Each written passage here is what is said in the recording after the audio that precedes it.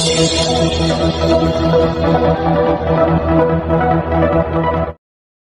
ठिकाणी समजा रहिवासी दाखला तर बाबा मध्य प्रदेशातनं किंवा दुसऱ्या भागातनं कर्नाटकातनं त्या ठिकाणी 15 वर्षापूर्वी लग्न होऊन एक भगिनी इकडे आली आहे, पण आता तिचा रहिवासी दाखलाच नाहीये, तर काय करायचं? आम्ही सांगितलं हरकत नाही, नवऱ्याचा तर असेल, नवऱ्याचा दाखला, बरं तोही दाखला म्हणून कुठल्याही तहसीलदाराकडे जाण्याची आवश्यकता नाही. 15 वर्षापूर्वीचं मतदार यादीतलं नाव चालेल, 15 वर्षापूर्वीचं रेशन कार्ड चालेल, 15 वर्षापूर्वीचं घराचं डॉक्युमेंट असेल ते चालेल. कुठलंही 15 वर्षापूर्वीचं डॉक्युमेंट असेल तर ते डॉक्युमेंट त्या ठिकाणी नवऱ्याच्या डॉक्युमेंटवर, पत्नीला किंवा वडिलांच्या डॉक्युमेंटवर मुलीला त्या ठिकाणी योजना मिळणार आहे. त्यानंतर उत्पन्नाच्या दाखल्याकरता कोणालाही रांग लावायची आवश्यकता नाही, कारण ज्यांच्याकडे पिवळे आणि केशरी रेशन कार्ड आहेत अशा सगळ्यांना त्या ठिकाणी ही योजना लागू करण्यात आलेली आहे. त्यामुळे ते कार्डच त्यांचा उत्पन्नाचा दाखला समजला जाईल. मग कोणीतरी सांगितलं कुटुंबाची व्याख्या काय?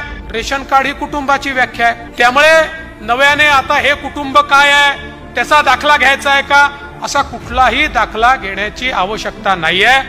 आणि याच्या व्यतिरिक्त ज्यांच्याकडे रेशन कार्डही नाही आहे त्यांनी सेल्फ सर्टिफिकेशन करायचं. स्वतः केवळ सेल्फ सर्टिफिकेशन केलं तरी देखील त्यांना ही योजना मिळणार आहे.